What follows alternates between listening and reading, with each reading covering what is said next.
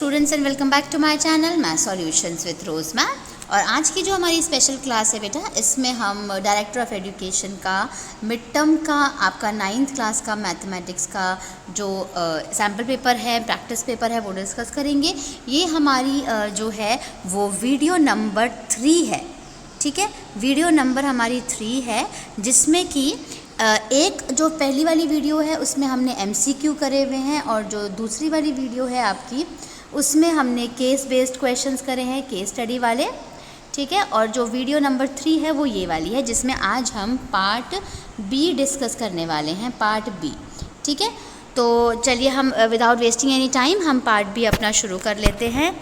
और उससे पहले आप सभी से रिक्वेस्ट है कि प्लीज़ चैनल को सब्सक्राइब कर दीजिए, वीडियो को लाइक और वीडियो को अपने दोस्तों के साथ शेयर करना मत भूलिएगा। यह आ गया आपका पार्ट ए। पार्ट ए के सारे ये MCQ वाले क्वेश्चंस थे। इसके बाद यहाँ पर और पार्ट ए में एक सेक्शन था, फिर ये सेक्शन 2 था जिसमें केस स्टडी बेस्ड क्वेश्चन थे बेटा। और इसके बाद हमारा जो आता है वो है पार्ट बी, यहाँ पर आपके सामने ये देखिए। ठीक है, तो क्वेश्चन नंबर 21 है पार्ट बी का सबसे पहला क्वेश्चन। इसको हम सॉल्व करते हैं। चलिए स्टार्ट। पहला क्वेश्चन दे रखा है, यदि a = 2 + √3 तो 1/a का मान ज्ञात क्या होगा। यानी a की वैल्यू आपको दे रखी है और आपको 1/a की वैल्यू निकालनी है। तो 1/a का मतलब क्या हुआ बेटा, 1/a का मतलब हुआ 1/2 + √3 हो गया, क्योंकि a की वैल्यू दे रखी है। अब इसका रैशनलाइज कर दो इसको, या फिर इसका परिमेयकरण बोलते हैं हम हिंदी में। ठीक है, तो अगर जो प्लस वाला नंबर होता है उसको हम किस नंबर से करते हैं, यहाँ पे प्लस दे रखा है तो किस नंबर से करेंगे, हम माइनस से करेंगे। ठीक है, माइनस से मल्टीप्लाई करते हैं ऊपर नीचे, तो 1 से मल्टीप्लाई करा तो ये तो सेम यही आ गया 2 - √3। लेकिन इसको करा 2 × 2 = 4 माइनस, और √3 को √3 से करा तो कितना बचा 3। यानी हमारे पास जो आंसर आया वो आ गया 2 - √3/1। 4 में से 3 गया 1। तो ये हमारा क्वेश्चन नंबर 21 का फर्स्ट पार्ट कंप्लीट हो गया। अब सेकंड पार्ट करते हैं। सेकंड पार्ट में उसने बोला है the perpendicular distance of the point -4 - 3 from the x axis. तो पहले मैं एक बार ग्राफ बनाती हूँ, इसका आपको समझाती हूँ। ये देखिए 1 2 3 4। ठीक है, -4 -3 -2 -1, और 1 2 3 ये भी माइनस का हो गया, -1 -2 -3। आपको पॉइंट क्या दिखाना है, -4 पे 3, तो -4 पे -3 ये वाला पॉइंट हो जाएगा, ये वाला पॉइंट। अब ये x अक्ष से कितना दूर है, यानी x एक्सिस से कितना दूर है, तो देखिए 1 2 3 कितना दूर है 3। तो आंसर जो है वो आपका यहाँ पर हो गया, हिंदी मीडियम में मैं यहाँ लिख रही हूँ और इंग्लिश मीडियम का यहाँ पर 3 आंसर हो गया। नेक्स्ट देखिए, समकोण त्रिभुज में डैश सबसे लंबी भुजा होती है। The dash is the largest side of the right angle triangle. ये आपका राइट एंगल ट्राइंगल मैंने बना दिया। इस वाली को क्या कहते हैं, परपेंडिकुलर यानी लंब कहते हैं, इसको बेस यानी आधार कहते हैं, और इसको हाइपोटेनस यानी कर्ण कहते हैं। ठीक है, तो सबसे लंबी भुजा कौन सी हुई, कर्ण हो गई। यहाँ पर आप लिख दीजिए कर्ण, और इंग्लिश में मैं लिख देती हूँ हाइपोटेनस, HYPOTENUSE।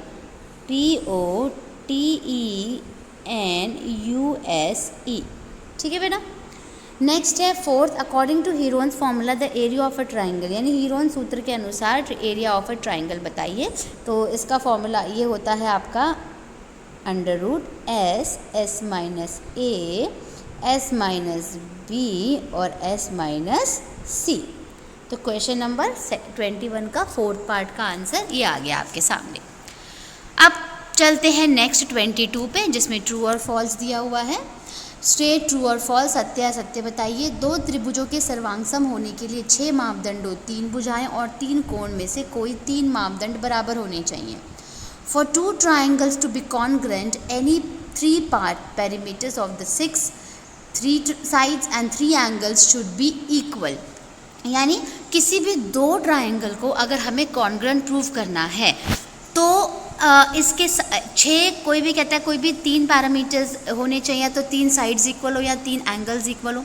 तो 3 साइड्स तो हो सकती है बेटा, क्योंकि जो होता है S S S होता है, S A S होता है, ठीक है, R H S होता है, लेकिन एंगल एंगल एंगल नहीं होता। ठीक है, तो अब ये बात कर रहा है तो एंगल एंगल एंगल, लेकिन ये बोल रहा है कि इनमें से कोई भी 3 मापदंड बराबर होने चाहिए। या तो आप 2 साइड ले लो, एक एंगल ले लो, ये भी हो सकता है, लेकिन कोई भी 3 चीज़ें होनी चाहिए जो कि बराबर होनी चाहिए। तो ये जो है आंसर आपका ट्रू है, ट्रू। इसको लिख दीजिए सत्य, फर्स्ट का सत्य, ठीक है। सेकंड है 0.3 बार, 0.5 बार को प्लस करेंगे तो 0.8 बार आएगा, यस, क्योंकि 0.3 जो है बेटा वो आपका 3/9 होता है, 0.5 बार जो होता है वो 5/9 होता है, और 0.8 बार होता है वो 8/9 होता है। तो 3 और 5 हो गए 8, और 9 और 9 का एलसीएम आ गया 9। तो सेकंड वाला भी आपका ट्रू हो गया, ये भी ट्रू हो गया, ये भी ट्रू हो गया। इसको हिंदी में लिख दीजिए सत्य। नेक्स्ट है every rational number can be represented as an integer. प्रत्येक परिमेय संख्या को एक पूर्णांक के रूप में दर्शाया जा सकता है। तो ये है आपका फॉल्स। क्यों? क्योंकि p/q तो होता है, लेकिन जो q है वो नॉट इक्वल टू 0 होता है, इसलिए ये फॉल्स आ गया, क्योंकि वो फिर इर्रेशनल नंबर हो जाता है, रैशनल नंबर नहीं होता। नेक्स्ट देखते हैं हम इसका fourth part, lines which are parallel to the same line, ठीक है। Lines which are parallel to the same line are parallel to each other. वे रेखाएं जो एक ही रेखा के समांतर हो, परस्पर समांतर होती है। देखिए सपोज ये एक लाइन है, इसके समांतर ये लाइन है, ठीक है। नहीं, ये वाली ट्रांसवर्सल मत बनाइए, ये एक लाइन है, ये एक लाइन है, और ये दोनों इसके समांतर है, तो ये आपस में भी तो समांतर हुई ना, तो ये हो गया आपका ट्रू, और हिंदी में लिख दीजिए आप सत्य, ठीक है। नेक्स्ट आते हैं हम 23 से 28 वाले क्वेश्चन पे। वेरी शॉर्ट आंसर्स हैं, ये भी एक ही मार्क्स के हैं। 23 देखिए, इसको आपको सॉल्व करना है। तो बेटा जब बेस अलग होती है लेकिन पावर सेम होती है, तो बेस को हम मल्टीप्लाई कर देते हैं। 12 5 जा कितना हो गया 60, 12 पंजे 60, और पावर आ गई ऊपर 2/3, बस ख़त्म, इतना ही है ये, ठीक है। इसका आंसर इतना ही है। नेक्स्ट देखिए क्वेश्चन नंबर 24, ये भी 1 मार्क्स का है। Find the value of x, x का मान ज्ञात कीजिए। अगर ये बेटा 110 का दे रखा है तो x भी आपका 110 का ही होगा। तो आप यहाँ पे लिख सकते हैं angle x is equals to 110, क्योंकि या ऑल्टरनेट इंटीरियर एंगल, ठीक है, ऑल्टरनेट इंटीरियर एंगल, ठीक है, यानी आंतरिक एकांतर कोण है ये। यहाँ पर हम लिख देंगे ये एकांतर कोण है, इसलिए ये भी 110 डिग्री का ही होगा, ठीक है, आंतरिक एकांतर कोण। ये है आपका क्वेश्चन नंबर 24 का फर्स्ट पार्ट। अब नेक्स्ट है 24 का second part, find the value of p, p का मान ज्ञात कीजिए। इसमें से p का मान निकालना है। तो एक हो गया आपका 35 का, और ये वाला एंगल कितने का होता है बेटा 90 डिग्री का, और ये आपको पता नहीं है। तो एक आपने लिखा 35, एक आपने लिखा 90 डिग्री, और एक आपने लिख दिया एंगल p। तीनों टोटल करके कितने होते हैं बेटा 180 डिग्री के। दोनों को प्लस करेंगे तो कितना आ जाएगा 125 डिग्री आ गया, plus angle p is equals to 180। तो एंगल P की वैल्यू आ जाती है 180 माइनस 125 125, माइनस करेंगे तो कितना आंसर आ जाएगा 55। यानी P की वैल्यू जो है वो कितनी आ गई बेटा आपके पास 55 आ गई। अब नेक्स्ट करते हैं question number 25। The graph of linear equation 4x is equal to 6 is parallel to the which axis. रैखिक समीकरण 4x बराबर 6 का आलेख किस x के समांतर होगा। तो देखिए बेटा जब हमें x की वैल्यू दे रखी होती है ना, देखिए ये 4x दे रखा है ना, 4x इज इक्वल टू 6 दे रखा है ना, x की वैल्यू निकाल लीजिए यहाँ से, 6/4 हो गई, कट करेंगे तो 1.5 आ जाएगा, डिवाइड कर दोगे आप, ठीक है। तो x की वैल्यू क्या आ गई 1.5। अगर x की वैल्यू दे रखी होती है ना तो वो y अक्ष के समांतर होता है, यानी पैरेलल टू y एक्सिस होता है। और अगर y की वैल्यू दे रखी होती है तो वो x के समांतर होता है, x अक्ष के, यानी पैरेलल टू x एक्सिस। तो ये x के ये निकला है, तो x की वैल्यू निकली है, तो आप इसका आंसर लिख दीजिए parallel to y axis, parallel to y axis, और हिंदी में हम लिखेंगे y अक्ष के समांतर, y अक्ष के समांतर, ठीक है, y अक्ष के समांतर हो गया ये। अब आगे देखते हैं नेक्स्ट क्वेश्चन, इसी का ऑप्शन वाला दिया हुआ है, यहाँ से इसका ग्राफ बनाना है आपको, और ये x एक्सिस पे कहाँ कट करेगा ये बताना है आपको। तो बेटा पहले तो देखिए इसका टेबल बना लेते हैं हम। तो पहले हमने एक बार इसको समीकरण लिखा, इसकी इक्वेशन हमने लिखी। आप y की वैल्यू जो है वो 0 डाल दीजिए। y आपने 0 डाला तो x की वैल्यू कितनी आ गई, 6/2 कितनी आ गई, 3 आ गई। और y कितना आया, यहाँ पे मैं टेबल बना देती हूँ। x और y का, y 0 था और x कितना था, 3 था। इसके बाद आप x की वैल्यू 0 डाल दीजिए दूसरे वाले में। क्वेश्चन यही रहेगा, x की वैल्यू 0 डाल दीजिए, तो ये तो 0 हो गया। ठीक है, तो जो y है आपका, अगर ये पूरा का पूरा 0 हो गया तो y की वैल्यू निकालनी है। तो y कितना आ गया आपके पास, -6 आ गया। ठीक है, -6 आ गया। तो अब आपको बताना है कि कट कहाँ करेगा, है ना। तो यहाँ पे आपने लिखा x 0 लिख दिया और y आपने लिख दिया -6 आ गया y जो है। ठीक है, और x कितना आपने डाला था, 0 डाल दिया था। ठीक है, अब हम बनाते हैं इसका ग्राफ। तो अगर हम ग्राफ की बात करें बेटा, ये देखिए, तो यहाँ पे 1 2 3 हो गया, ये हो गया आपका 0 1 2 3। तो 0 पे 3 जो है, 3 पे 0, तो 3 पे 0 बनाना है ये। ठीक है, और -6 बनाना है y पे, 1 2 3 4 5 6 माइनस का, -1 -2 -3 -4 -5 -6। तो 0 पे -6 ये वाला पॉइंट आ गया। तो ये यहाँ से ऐसे कट कर देगा, इसको मिला देगा।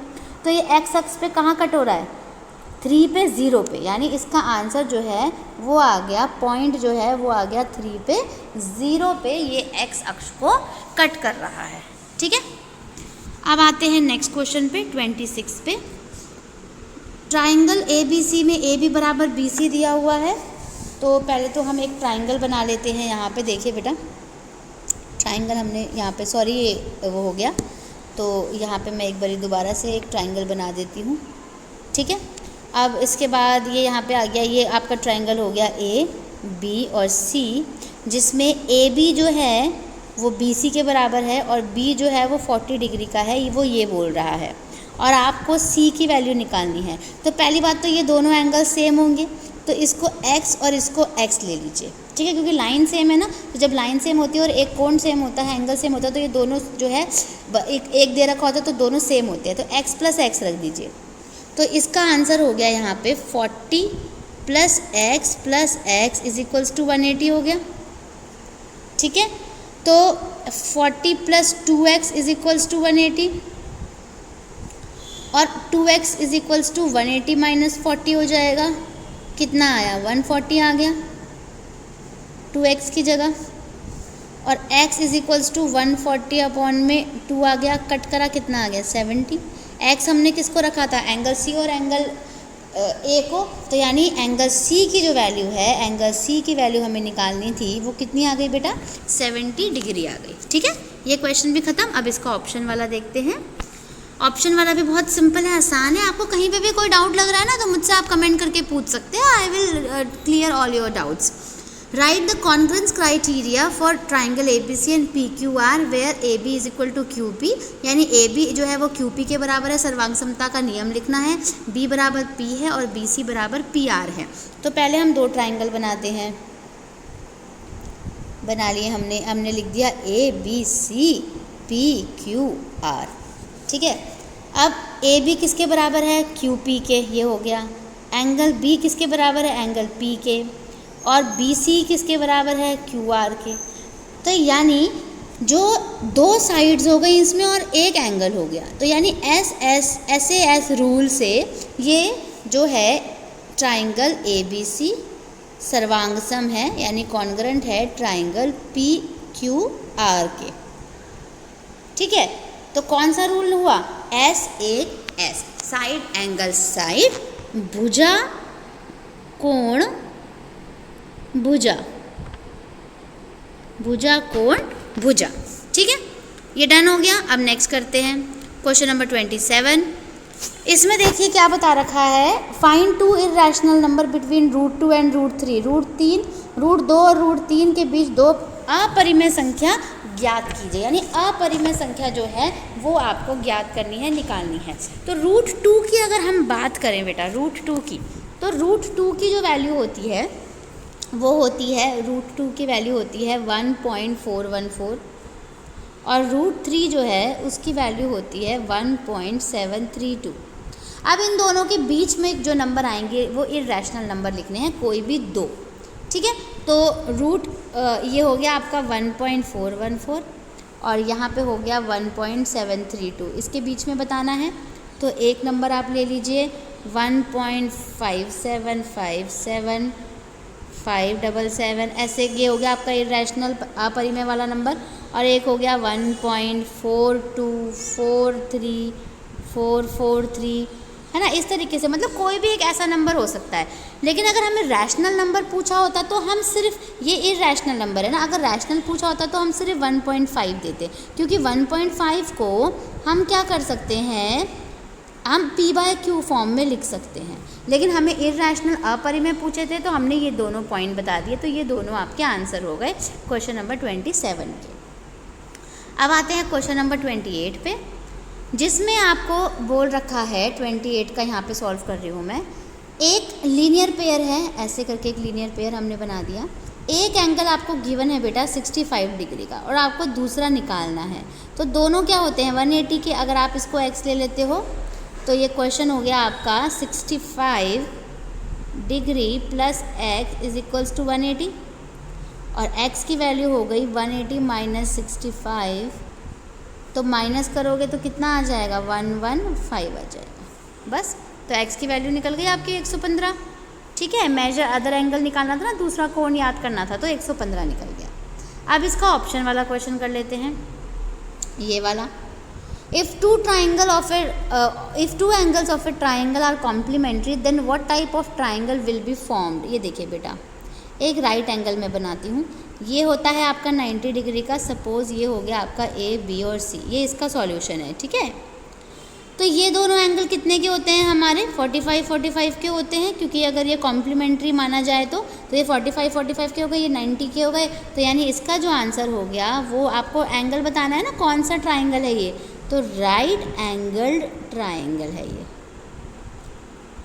ठीक है। राइट एंगल ट्राइंगल यानी हिंदी में हम लिखेंगे समकोण त्रिभुज,